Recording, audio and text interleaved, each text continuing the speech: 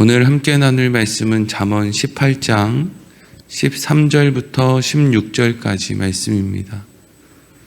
잠언 18장 13절부터 16절까지 말씀 같이 읽겠습니다. 사연을 듣기 전에 대답하는 자는 미련하여 욕을 당하느니라. 사람의 심령은 그의 병을 능히 이기려니와 심령이 상하면 그것을 누가 일으키겠느냐. 명철한 자의 마음은 지식을 얻고 지혜로운 자의 귀는 지식을 구하느니라. 사람의 선물은 그의 길을 넓게 하며 또 존귀한 자 앞으로 그를 인도하느니라. 아멘. 오늘은 연약함을 아는 지혜라는 제목으로 말씀을 전하도록 하겠습니다. 연약함을 아는 지혜라는 제목으로 말씀 나누도록 하겠습니다. 잠언 18장에 들어와서 우리는 이제 하나님을 믿고 신뢰하는 사람들이 하나님을 믿기 때문에 서로 화목하고 화평한 그것을 이루기 위해서 하나님 사랑과 이웃 사랑을 실천해 내기 위해서 그것에 집중하고 사는 것. 그래서 화목한 가정을 이루는 것, 화목한 직장, 화목한 사업, 화목한 이웃 이런 것들을 이루는 것. 내가 굳이 전 세계의 평화를 위해서 이리저리 뛰어다니지 않아도 나를 구원의 자리로 인도해 내신 하나님께서 이 세상을 가만히 내버려 두지 않으실 것이다. 내가 아무것도 하지 않았을 때 이 세상을 망하지 않고 이리로 인도해 주신 하나님께서 이 세상을 가만히 두지 않으실 것이다 라고 하는 그 믿음, 그 지혜를 가지고 이제 우리가 화목과 화평을 이루며, 또 화목과 화평을 이룬다라는 것은 공동체를 이룬다는 거죠. 혼자 화목과 화평을 이루는 건 아니기 때문이죠. 그래서 오늘 본문의 말씀도 이제 공동체를 지키기 위해서 어떠한 마음, 어떠한 지혜가 있어야 되는지, 그래서 어떠한 마음이 결국 화목한 공동체를 이루는 것인지에 대해서 이런 식으로 이제 말씀이 이어지고 있습니다. 오늘 13절 말씀을 같이 읽겠습니다. 시작. 사연을 듣기 전에 대답하는 자는 미련하여 욕을 당하느니라. 아멘. 어떤 사람이 이제 누군가와 대화를 이렇게 이제 합니다. 누군가와 대화를 한다는 것은 내가 하고 싶은 말을 이렇게 하고 상대방의 답을 듣고 또 상대방이 하고 싶은 이야기를 하고 내가 그 이야기를 듣고 대답을 하고, 이게 이제 대화죠. 대화. 사람과 사람의 대화입니다. 그런데 어떤 사람이 자기 말은 다 해놓고 이제 상대방이 말을 하려고 하니까 상대방의 말을 다 듣기도 전에 그건 이거야. 그건 이렇게 해야 돼. 뭐 이런 식으로 이제 답을 한다라는 거예요. 그러면 이제 상대방이 그 사람을 어떻게 생각하겠어요?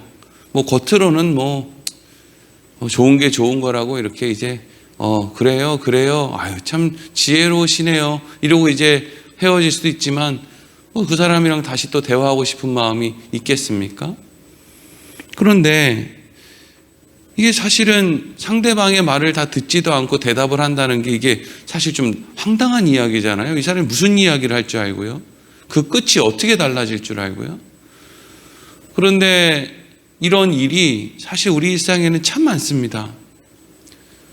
이런 이야기 가끔씩 듣죠. 목사님 저는요 딱 보면 알아요. 딱 보면 안다는 거예요. 뭘 딱 보면, 얼굴만 딱 보면 안다. 뭐 말해볼 것도 없다. 뭐 딱 보면 안다. 혹은 이거 뭐 끝까지 들어볼 것도 없어요. 이거 뭐 결국에는 그러한 이야기 아닙니까? 더 물어볼 것도 없어요.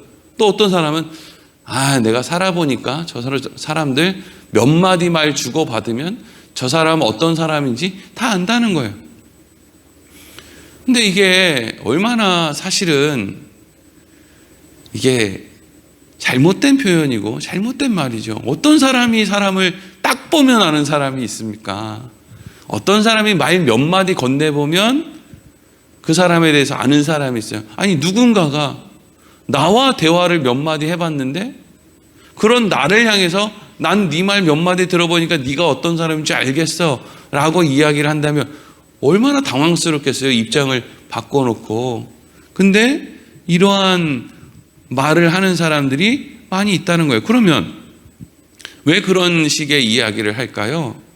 왜 딱 보면 안다. 더 들어볼 것도 없다. 이거 뭐 얘기해 볼 필요도 없다. 말 몇 마디 해보면 내가 다 안다. 뭐 이건 이런 거 아니냐. 저건 저런 거 아니냐. 한번 말 몇 마디 들어보면 다 아는 것처럼 행동한단 말이죠. 그럼 이제 그 안에는 어떤 의미가, 그런 말에 어떤 의미가 담겨 있느냐? 나는 경험이 풍부하고 지혜가 많아서 보통 사람들은 다 듣고 고민하고 그래가지고 뭘 조사하고 여러 가지를 뭘 한 다음에 알 수 있는 것도, 나는 경험이 워낙 풍부하고 지혜가 워낙 풍부하기 때문에 다른 사람들은 그렇게 연구하고 조사해야 되는 것을 나는 그냥 딱 보면 안다는 거예요. 이거 이렇게 설명하니까 이 사람이 사실 진짜 지혜로운 사람입니까? 아니면 실제로는 미련한 사람입니까? 미련한 사람이에요. 미련한 사람. 다른 사람들은 책을 읽고 공부를 하고 뭔가 어떻게 할지 고민을 하고 연구를 하고 맨날 그것만 생각하는 사람들이 있는데, 어떤 사람은 책도 안 읽고 공부도 안 하고 도무지 뭘 하는 게 없는데 그냥 딱 보면 안 되는 거예요. 그러면 이런 사람들은 실질적으로는 지혜로운 사람이 아니라 오히려 어떤 사람이에요? 어리석은 사람이죠. 내가 모른다는 거, 내가 뭘 해야 알 수 있다는 것도 모르는 사람인 거예요. 그냥 모르는 사람이에요. 공동체를 잘 지키고 화목과 화평을 잘 유지하는 중심에는 무엇이 우리 안에 있어야 되느냐? 내가 잘 모르는 존재구나. 세상 일을 내가 다 아는 게 아니구나. 내가 무엇인가를 알기 위해서는 상대방의 말을 끝까지 들어보고 고민해보고 조사도 해보고 연구도 해보고, 한 사람 말만 듣는 것이 아니라 여러 사람의 말도 들어보고, 이 사람은 이래서 이렇게 생각하고 저 사람은 저래서 이렇게 생각을 하는구나.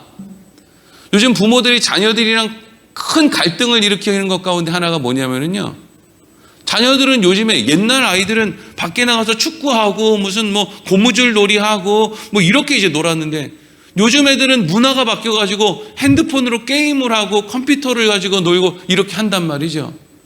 그러면 얘네들이 왜 이 게임을 좋아하고 어떻게 이런 게임은 하는 거고, 왜 게임 하지 말라 그러면 얘네들이 싫어하고, 이런 거에 대해서 대화를 한 번도 해보지도 않은 부모가 너 딱 그렇게 하는 거 보니까 너 싹수가 노래, 밖에 나가서 놀아야 튼튼하지, 요즘 애들은 문제야, 이런 식으로 말이죠.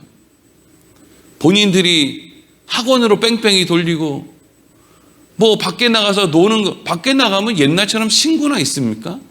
사람이 있어야 밖에 나가서 놀죠. 그 핸드폰이나 붙잡아야 겨우 그 안에서, 그 안에 친구들이 있어가지고 거기서 겨우 친구들이랑 노는 거지, 밖에 나가면 친구가 있냐고요?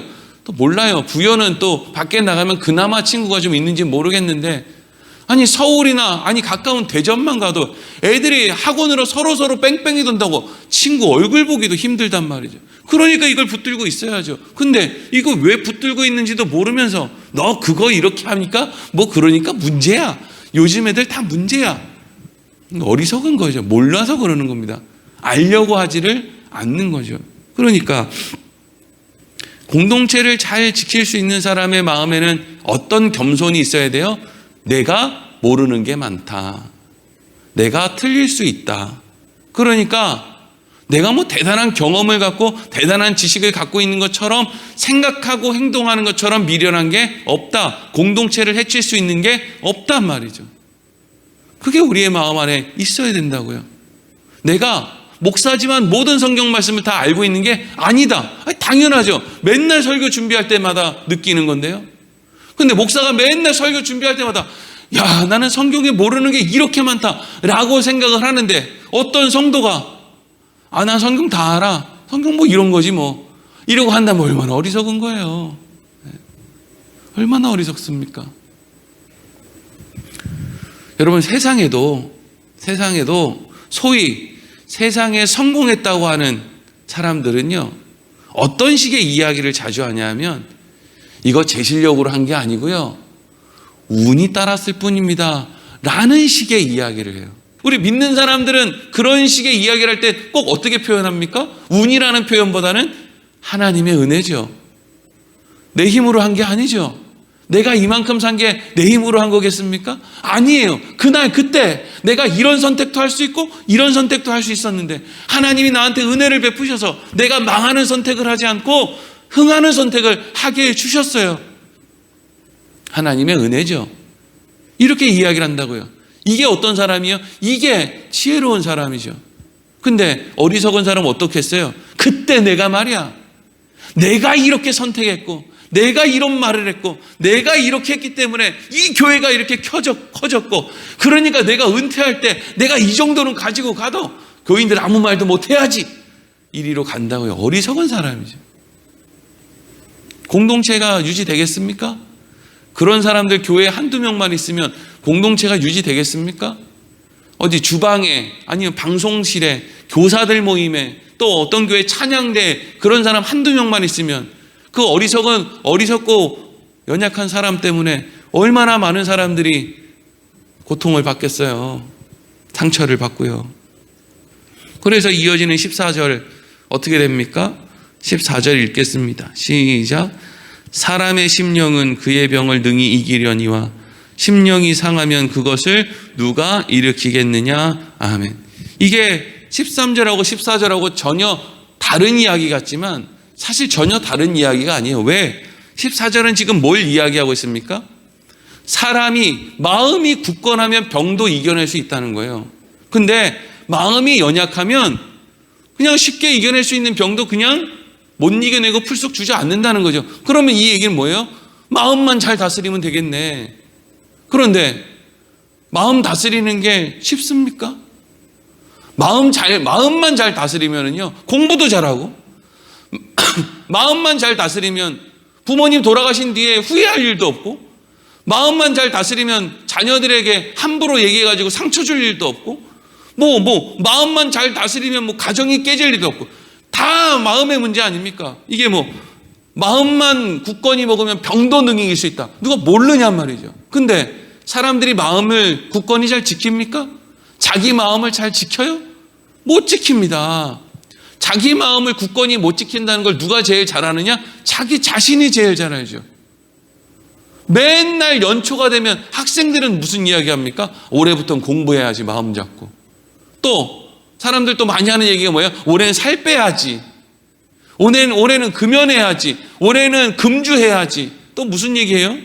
올해는 아내한테 잘해야지. 올해는 남편한테 잘하고, 올해는 말을 따뜻하게 해야지. 내 급한 성격 좀 고쳐야지. 운전할 때 조심해야지. 이런 각오와 결단을 하죠. 근데 안타까운 건 뭐예요? 매년 한다는 거죠. 매년. 매년 다른 걸 하는 것도 아니에요. 본인들이 약한 부분이 있어요. 그걸 가지고 이제 매년 각오하는 거죠. 살 못 빼는 사람은 매년 살 뺄 각오. 또 무슨 말 함부로 하는 사람은 매년 말 조심할 각오. 아내와 또 남편과 관계가 어려운 사람, 자녀들이랑 관계가 안 좋은 사람은 매년 이제 올해는 내가 자녀들한테 말 살갑게 해야지. 매년 그걸로 하는 거예요. 마음을 좀 먹지. 그렇게 한번 딱 들으면 다 알 정도인데, 예? 그렇게 다 들어볼 것도 없이 모든 거를 꿰뚫어 보는 것처럼 다 알고 있는데, 그러면 마음을 좀 딱 먹고 다시는 그런 잘못된 행동을 반복하지 않도록 그렇게 좀 마음을 먹고 살지. 근데 그렇게 사라지냔 말이에요. 안 사라지죠. 그게 무슨 이야기예요? 우리는 지혜롭고 현명하고 하지 않다는 거예요. 어리석고 연약하다는 거예요. 그리고 나만 그런 게 아니라 타인도 내 눈에 보기에 답답해 보이고 한심해 보이는 그 타인도 저거를 마음을 딱 먹고 교회에 딱 나오면 얼마나 좋습니까? 예? 마음을 굳건히 먹고 교회에 나와서 같이 예배 드리고 하면 얼마나 좋아요. 맨날 9시 예배인데 9시 10분에 나오고 9시 15분에 나오고 막 이런단 말이죠. 왜 저래? 한 10분 전에 나와서 앉아있으면 좀 좋아? 마음을 좀 딱 먹고 교회에 직접 나오지. 근데 그건 그 사람의 연약한 부분일 뿐이에요. 우리는 연약한 부분 없습니까? 다 똑같은 거거든요. 그러니까 공동체 안에서 우리는 무슨 마음이 있어야 되느냐? 나를 과신하는 마음은 내려놓고 겸손한 마음으로 상대방을 뭔가 저 사람도 이렇게 하면 될 텐데 라고 하는 안타까운 마음이 아니라 나도 못하는 거 투성인데 나는 뭐 잘하나, 내가 이만큼 있는 거 다 하나님의 은혜지, 하나님이 나와 함께 해주시지 않으면 내가 이 정도로 이런 모양으로 있을 수 있나? 난 뭐 처음부터 하나님이 필요 없었던 사람인 것처럼 왜 나는 모든 걸 다 아는 사람처럼 이렇게 행동을 하나? 라는 마음을 가진 사람이 여럿 있으면 여러분 어떻게 교회가 화목과 화평을 이루지 않을 수 있겠습니까? 너무나 뻔하고 너무나 당연한 일이죠. 그리고 15절을 읽겠습니다. 시작. 명철한 자의 마음은 지식을 얻고 지혜로운 자의 귀는 지식을 구하느니라. 아멘. 그래서 명철한 사람, 지혜로운 사람은 자기의 짧은 지혜, 한 치 앞도 모르는 자기의 그 어리석음을 가지고 뭔가를 다 아는 것처럼 자꾸 상대방에게 나아가서 상대방을 막 바꾸려고 하고 상대방을 막 가르치려고 하고 때로는 막 상대방한테 호통을 치고 이렇게 하는 것이 지혜롭고 명철한 사람이 아니고, 지혜롭고 명철한 사람은 어린아이에게도 배우듯이 저 사람은 왜 저런 이야기를 할까? 아, 저 사람은 그렇게 생각을 하는구나. 명철한 사람은 어떤 사람이에요? 다른 사람을 바꾸려고 하는 사람이 아니라 다른 사람을 통해서 지혜와 지식을 얻으려고 하는 사람이라는 거죠. 이게 귀한 사람이라는 거예요. 그리고 마지막 16절 읽겠습니다. 시작. 사람의 선물은 그의 길을 넓게 하며 또 존귀한 자 앞으로 그를 인도하느니라. 아멘.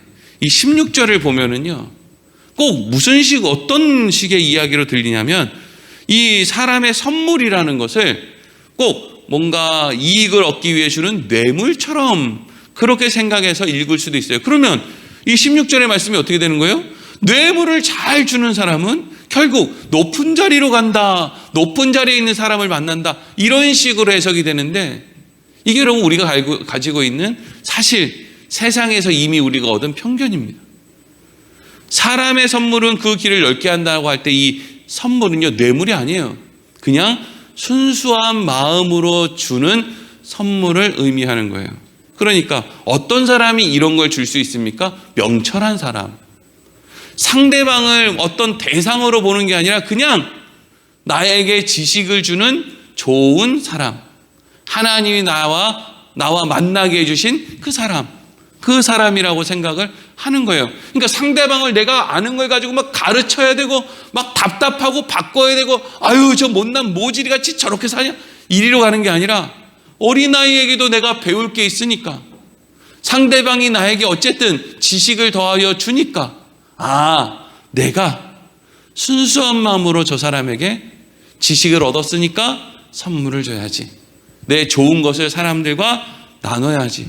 이 세상에 어떤 사람도 나에게 지식을 더하여 주지 않는 사람이 없는데 저 사람에게 내가 좋은 걸 나눠줘야지 라는 마음으로 누군가를 이렇게 대하면 무슨 일이 일어나는 거예요? 이런 일이 일어납니다. 목사님이 만나면 좋을 것 같은 분이 한 분 계세요. 장로님, 권사님이 만나면 좋아할 것 같은 사람이 있어요. 그래서 제가 좀 소개시켜 드리려고요. 이런단 말이죠. 제가 이제 요즘에는 이제 노예 서기가 아닌데, 그때 저는 노예 서기를 무슨 정치하고 교단에서 뭘 하려고 한 게 아니라 할 사람이 없어도 그냥 상황이 너무 안 좋아서 그냥 제가 한다고 했거든요. 근데 이게 끼리끼리라고 제가 노예 서기를 하고 나니까 그때 노회장 목사님이 저한테 와서 뭔 얘기를 하냐면, 배 목사님, 제가 총회 서기도 소개시켜드리고 제가 총회 사무총장도 소개시켜드리고 제가 다 아는 사람 맞습니다. 제가 그런 사람들 소개시켜드리니까 이제 총회 일 좀 하셔야죠. 막 이렇게 얘기를 하는 거예요. 이게 무슨 얘기예요? 저 사람은 저런 거 하는 거 좋아하는구나. 저 사람은 노회에서 무슨 임원하고 총회에서 임원하고 그래서 외부로 돌면서 자기 이름을 내고 이런 걸 좋아하는구나. 그러니까 내가 그런 사람들 소개해줘야지 라는 생각을 가진 거거든요. 제가 그렇다는 게 아니고요. 그래서 일부러 지금 석이 끝나고 아무 데도 가지 않습니다. 전화도 잘 안 받습니다. 그런 오해를 불식시키기 위해서.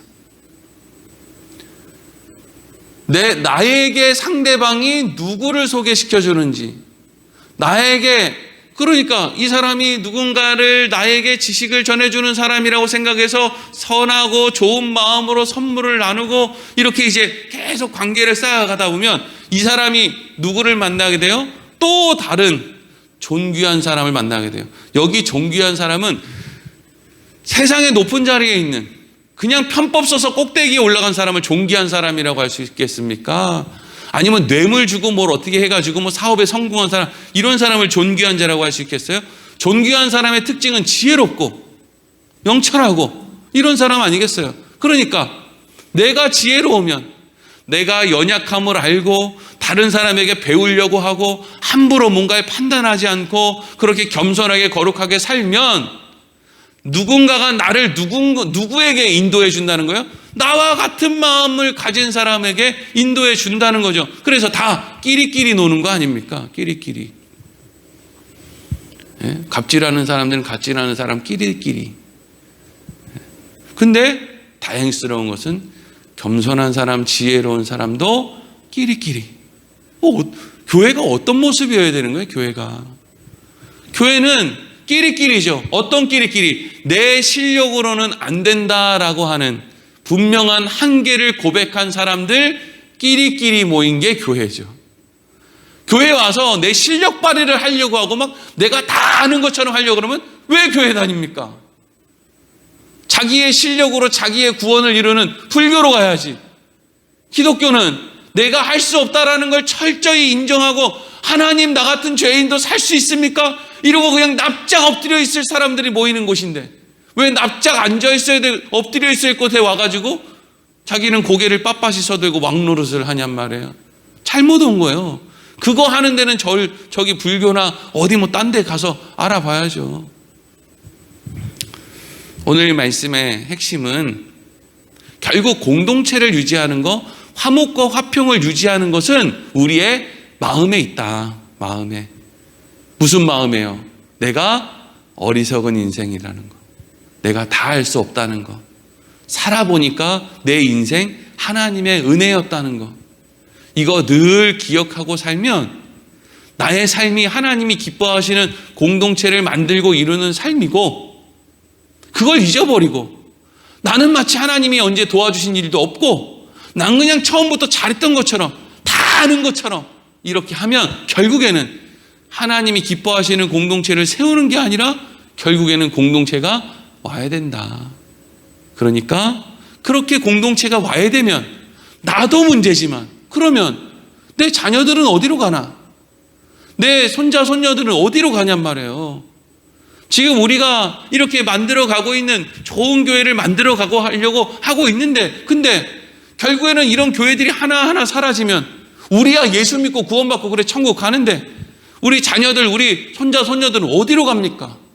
내가 지금 그러한 공동체를 잘 만들어내고 다음 세대를 또 세워내고 하는 일을 그렇게 겸손하게 하지 않으면, 내가 그 겸손의 본을 보이면서 온전한 공동체를 내가 만들어내지 못하면 우리 자녀들, 우리 손자 손녀들은 어디 가서 신앙생활을 하냐고요. 우리가 만들어야죠. 기도하겠습니다.